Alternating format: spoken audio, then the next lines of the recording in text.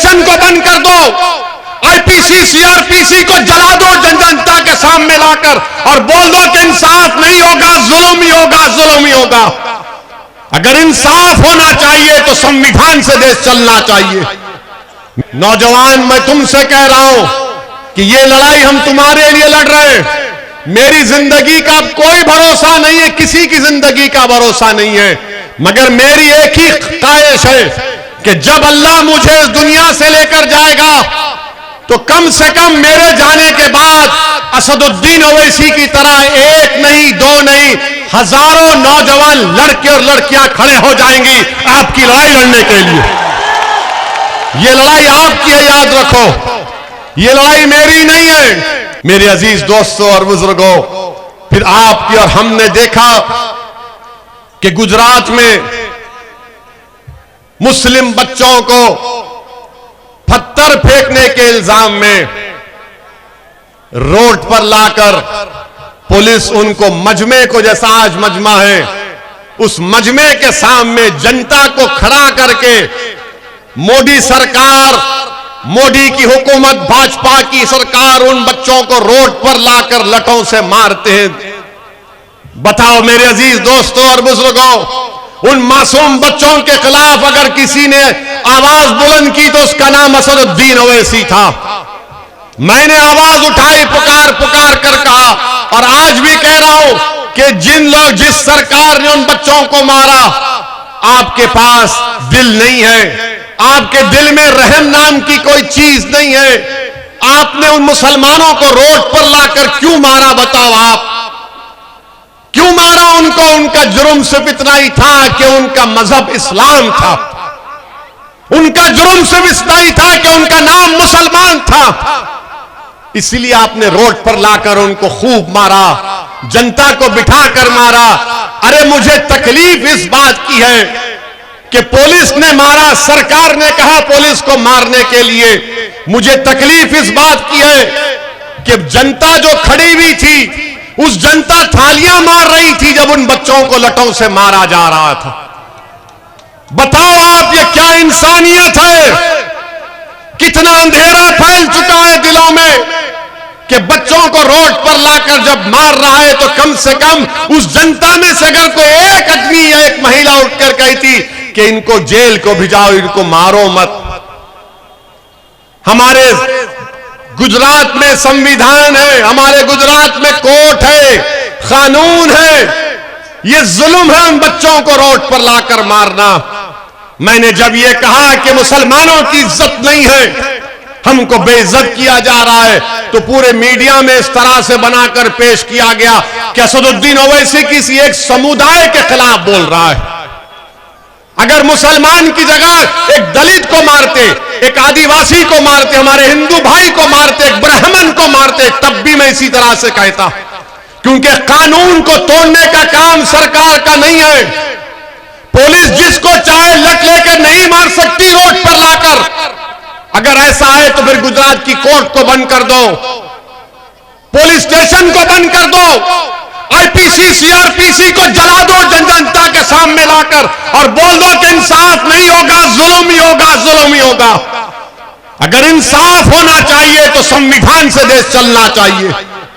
अब किसी को वोट नहीं देना। आप कोई अगर पैसा खर्चता है तो ले लेना। क्या करेंगे? ले लेना, क्योंकि बहुत हराम का पैसा है इनके पास, बहुत हराम का पैसा है। ले लेना और बोलना ओवैसी भाई ने कहा था दिए तो ले लेना, ले लेना, मगर वोट पतंग को देना। कोई बुरी बात नहीं, उन्होंने दे रहे, आप क्यों नहीं लेते? 15 लाख अकाउंट में नहीं आए, कम से कम चुनाव में तो आ रहे। नौकरी नहीं दिए तो कम से कम वो नोट तो निकल रही। मेरे अजीज दोस्तों, अब हमारे आज के इस जनसभा के बाद कल से पूरे हजरत इबलीस के दोस्त शुरू हो जाएंगे बापू नगर में। इबलीस के लोग शुरू हो जाएंगे। उसकी बातों में नहीं आना, वो जज्बाती बात करता है। तुम लोग खुश हो जाएंगे, उसको वोट नहीं देना। सोचना, अब नहीं सोचना मेरे भाई, मेरी मां और बहनों, अब नहीं सोचना, मेरे बुजुर्गों, अब नहीं सोचना। अब मुकम्मल यकीन के साथ आप इस दीवाने का साथ दो, पूरे यकीन के साथ, पूरे एतमाद के साथ, क्योंकि आपकी भी कोई आवाज होना चाहिए, कोई आपके दिलों में छुपे हुए गम को बयान कर सके, कोई तुम्हारे ख्वाबों को पूरा करने की बात कर सके, कोई तुम्हारे नौजवान बच्चों को हाथ पकड़कर हौसला दिला सके कि बेटे मायूसी को खरीब आने मत दे, हौसला रख।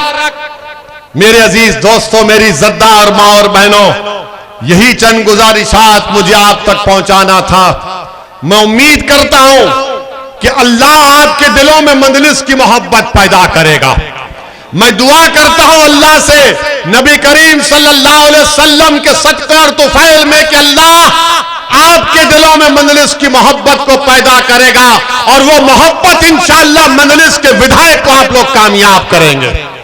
मेरी तकारीर, मेरे जज्बाती तकारीर या मेरे जुमलों से किसी के दिल में मोहब्बत पैदा नहीं हो सकती है। दिल को मोड़ने का काम तो अल्लाह का है, दिल को मोड़ने का काम तो लतीफ का है, और या लतीफ खुद दिलों को मोड़ेंगे इंशाअल्लाह ताला। मेरे अजीज दोस्तों और बुजुर्गों, मुत्तहिद रहिए, मजलिस को मजबूत करिए, डरने और घबराने की जरूरत नहीं है। नौजवान, मैं तुमसे कह रहा हूं कि ये लड़ाई हम तुम्हारे लिए लड़ रहे हैं। मेरी जिंदगी का कोई भरोसा नहीं है, किसी की जिंदगी का भरोसा नहीं है, मगर मेरी एक ही ख्वाहिश है कि जब अल्लाह मुझे इस दुनिया से लेकर जाएगा तो कम से कम मेरे जाने के बाद असदुद्दीन ओवैसी की तरह एक नहीं, दो नहीं, हजारों नौजवान लड़के और लड़कियां खड़े हो जाएंगी आपकी लड़ाई लड़ने के लिए। ये लड़ाई आपकी है, याद रखो, ये लड़ाई मेरी नहीं है। अगर मैं हैदराबाद से गुजरात को आया हूं और आता रहूंगा इंशाअल्लाह ताला, तो मैं अपनी लड़ाई लड़ने नहीं आया हूं, मैं आपको लीडर बनाने आया हूं।